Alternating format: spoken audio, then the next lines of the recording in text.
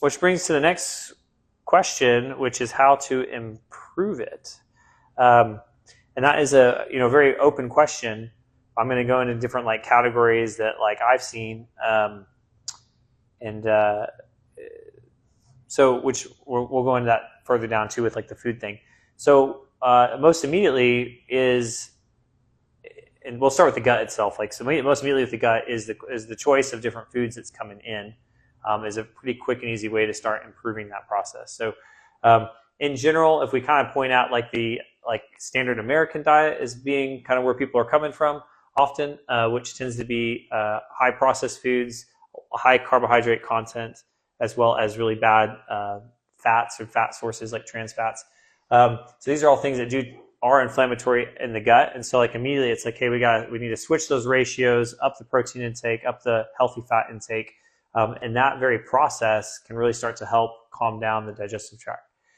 And then another one is to diversify, because that helps improve the microbiome and the different types of bacteria that you have in the gut. The diversifying, though, can be a little bit tricky because often in the state of diverticulitis or IBS, a lot of those different types of foods can tend to be reactive. So while it's a crucial component, it's kind of more of a step-by-step component. And by the different kinds of foods, we mean like different types of herbs or spices, different types of greens, different types of vegetables. You're trying to figure out how well you can handle raw versus cooked. A lot of times cooked is way better with the diverticulitis and the inflamed guts because it's already kind of pre-processed a little bit or pre-broken down.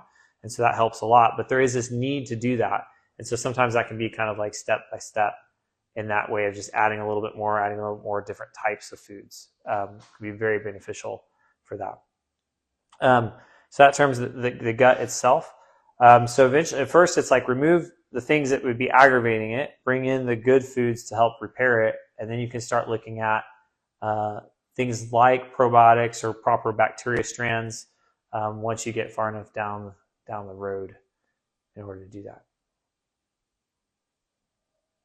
But there's more that can be said there in terms of improving it. One thing I talked about is where I talked about in a video that we dropped a little bit ago, or a couple days back, about another interesting part that I don't think gets talked about enough is the space itself that exists here. In our modern era, we tend to sit a lot. We're always in chairs, we're in cars, and we don't tend to sit like this. We tend to sit more like this. And that actually closes off the space that's available here. What we call gut motility is when the intestinal tract has to contract on its own, and there's signals from the brain that tells it to do this in order to move the material through.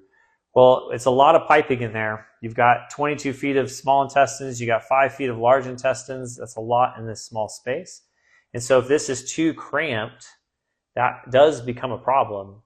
And so opening this space up, keeping it open, but then also your own contracting and movement of this space, which would be things just like walking, as well as like certain breathing exercises, will encourage your own compression and release of that abdominal area. And that as well will help with the gut motility side. Yeah, those are kind of some of the steps. And then you can move into brain. You want to take a question? Yeah, please. Is there any connection with the way you sleep at night, the side that you sleep on, with which is better for your insides?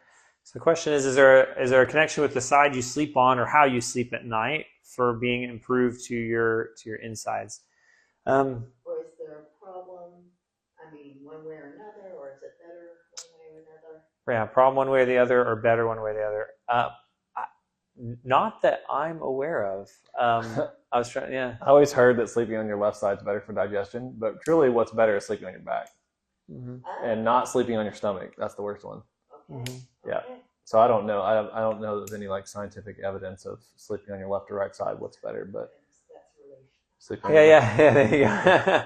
Well, sleep on my left side. you can sleep on your left side. I mean, some of the other angles with that too would be like, it'd be kind of roundabout effects. One would be if you are having issues with like sleep apnea and stuff and like the oxygen exchange, that could lead to more problems. So trying to figure out how to sleep for that. Your other one though, back to the space available, lots of people as I talk to them tend to sleep very like curled. So this is more of a like theory of Dr. Quinn. I'll go ahead and throw that out there. But like, if we're really in that like curled position all night, it goes kind of a similar idea. Like you squish the space. That is some of the times that the gut is trying to move things through is at night when things are relaxed, which is the idea of being on your back, right? So when we go on our side, we tend to do this, but there are ways to sleep on your side in a more open position. So, and just sleeping is very important in general, right? If you're not sleeping well, it's hard to heal anything, whether it's your gut or something else. So making sure you're sleeping through the night, going to bed at a good time. That's a whole nother topic. Mm-hmm.